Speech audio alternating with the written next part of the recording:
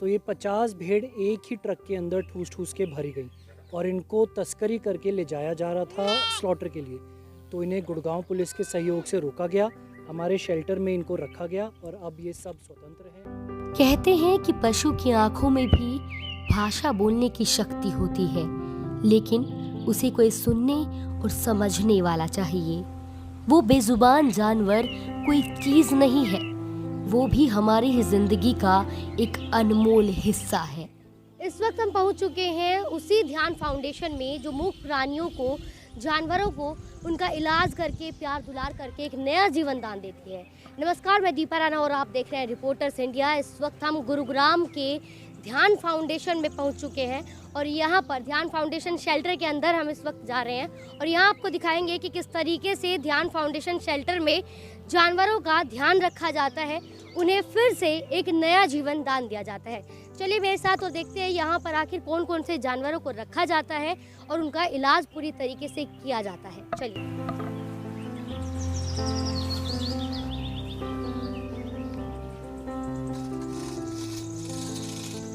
हिंदुस्तान में गाय को माता कहा जाता है और इसी गौ माता को पूजा भी जाता है, लेकिन जब तक गौ माता दूध देती है, जब तक गौ माता लाभदायक होती है, उसे अपने घर में रखा जाता है।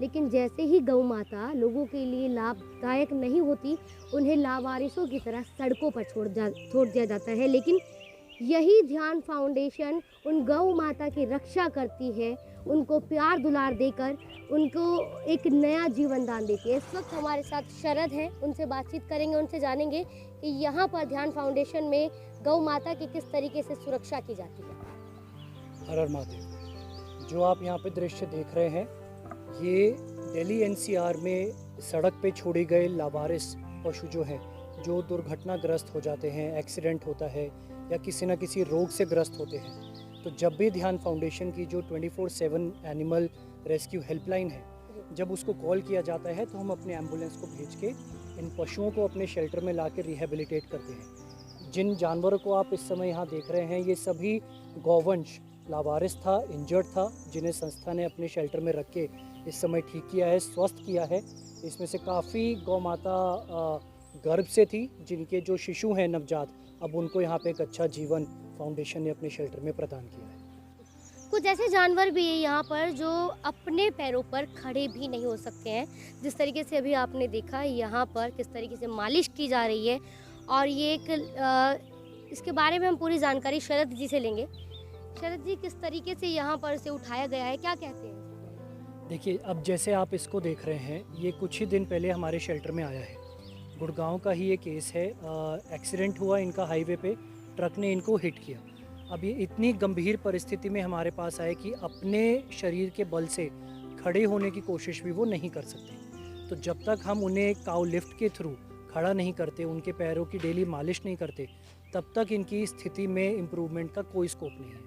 पर अब हमारी कोशिश हमेशा यही रहती है कि हम इन्हें डेली प्रॉपर फीड कराएं, डेली इनको खड़ा कराएं, चलाने की कोशिश करें, प्रॉपर डाइट दें, ताकि ये अपने पैरों पर दोबारा से सक्षम हो सके। ये वो जानवर है जो अपना पूरा जीवन किसी की वफादारी में लगा देते हैं।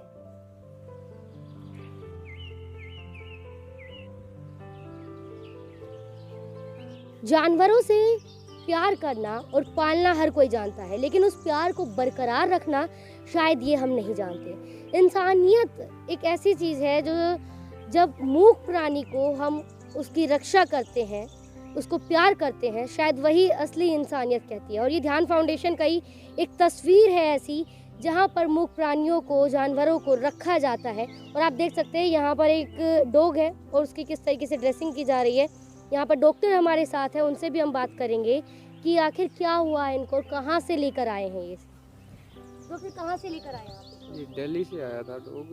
ये जो जो इसको लाए थे वो बता रहे थे कि ये कई दिनों से ऐसे पड़ा हुआ है, उनको वो खुद ट्रीटमेंट कर रहे थे इनका, बट वो कामयाब नहीं हो रहा था। तो उसके बाद कोई हीलिंग नहीं हो रही थी। मैं अगर आपके साथ इसकी जो पुरानी पिक्चर है, जब ये आया था, अभी कुछ ही रिसेंटली आया, कुछ दिन हुए हैं, तो उसके बाद आपको शेयर करूँगा, तो आपको दिखाऊँगा कहाँ से कहाँ तक हीलिंग हो रही है इसकी। अदरवाइज एक बार तो जो दूसरे लोग हैं वो ये बोल रहे थे उसे ये तो मर जाएगा, ऐसे इतनी ज़्यादा पस मतलब एब्सेस ज़्यादा बहुत ही ज़्यादा। ये है जिमी, जिसका एक्सीडेंट के कारण पैर खराब हो गया था और जिमी अपने पैरों पर चल भी नहीं पाती थी। लेकिन ध्यान फाउंडेशन में किए गए इलाज के बाद जिमी बिल्कुल ठीक है और अपने पैरों पर चल फिर सकती है। ध्यान फाउंडेशन में जो जानवरों को रखा जाता है, जिन जानवरों को नया जीवन दान दिया जाता है, उन्हें प्रॉपर डाइट भी दी जाती है।